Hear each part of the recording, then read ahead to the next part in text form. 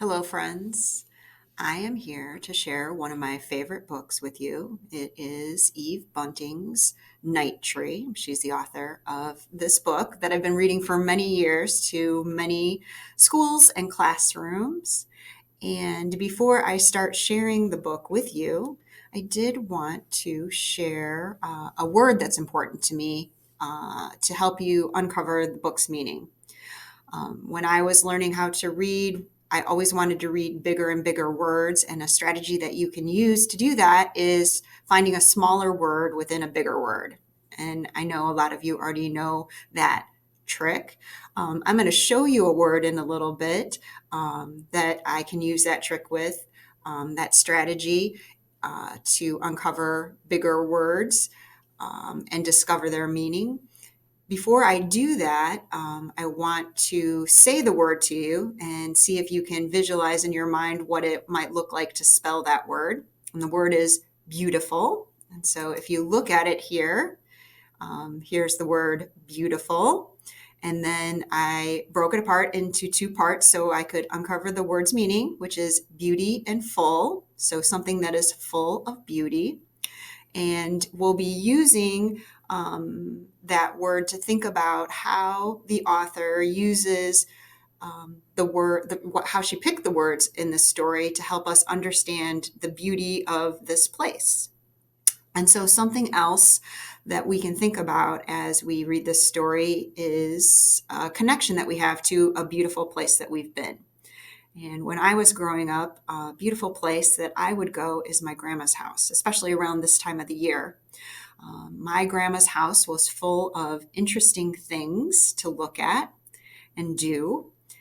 And so that provided a lot of things for me to see and describe to my brother. And then also, she was a very good cook and made cookies and vegetable dishes that my mom didn't make. And so it was very interesting tastes that I experienced. And so it was just a place that filled me with joy. And I would describe it as very beautiful. So as we're reading the story, you can do a stop and jot if you'd like, as the author makes you think of things that are beautiful by describing what the character sees or hears, or what they might be feeling. That's a way for us to connect with the character and understand the meaning of the book. So here we go. I'm going to show you the front of the book, Night Tree, and we'll begin reading.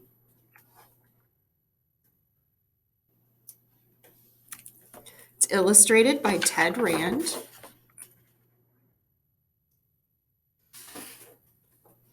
On the night before Christmas, we always go to find our tree.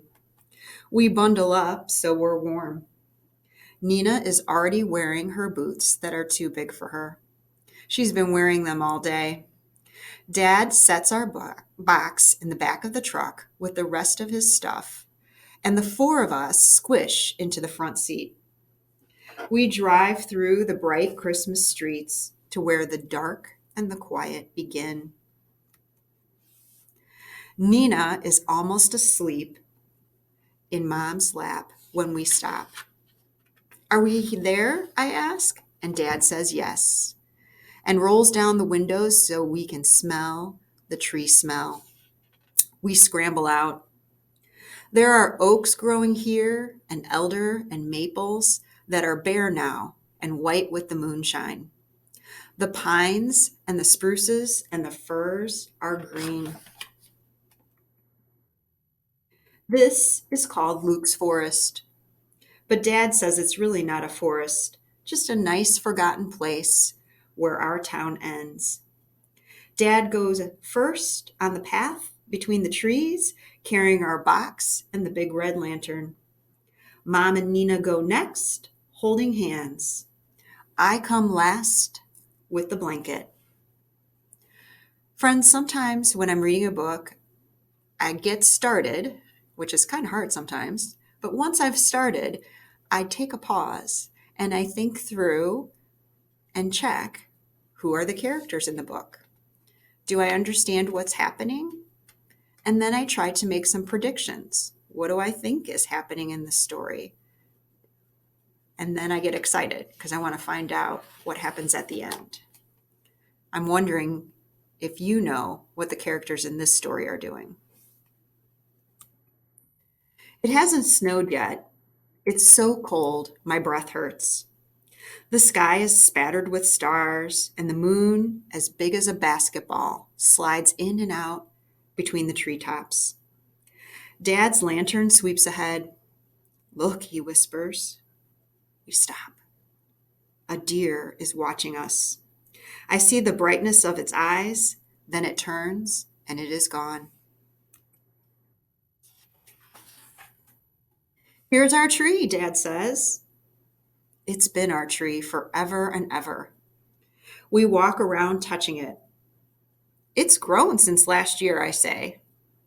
Mom puts her hand on my shoulder. So have you. So have I, Nina says. Nina hates to be left out. An owl hoots deep in the darkness. There are secrets all around us. Can I put on the popcorn chain? Nina asks.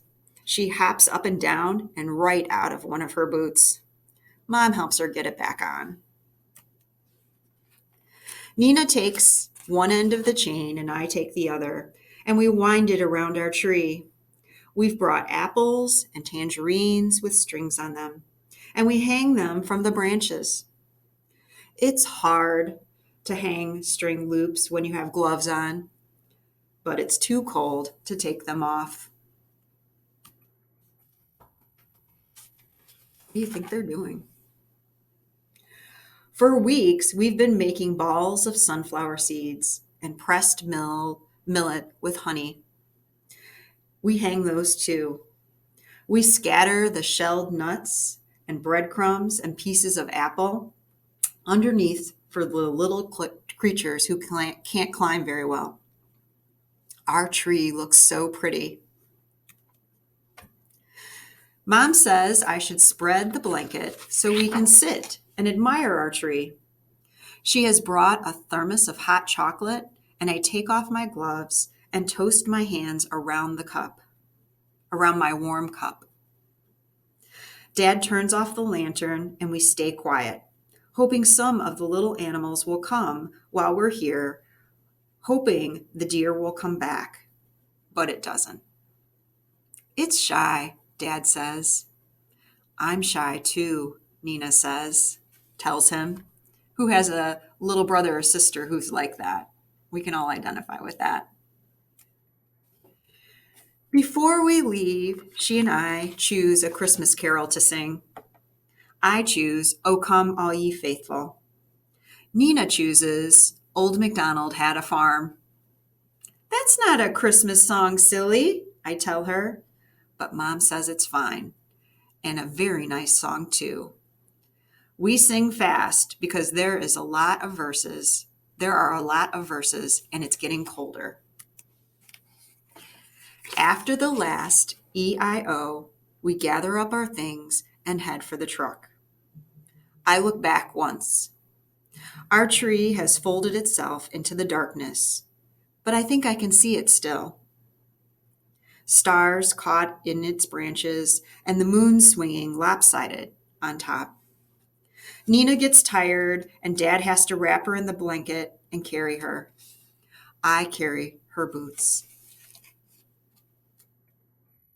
Later in bed, I think about our tree, and sometimes the next day, when my aunts and uncles and the cousins are at our house and it's noisy and happy, I let my mind go back to Luke's forest. I think of the birds having Christmas dinner and the squirrels and the possums and the raccoons and the skunks. There might even be a bear, because Dad says bears don't really sleep all winter. And if one's going to wake up, I bet it would wake up for Christmas. Maybe a fox has come, stepping high on its thin, sharp paws, and they're all there together, singing their own Christmas songs on Christmas Day around our tree.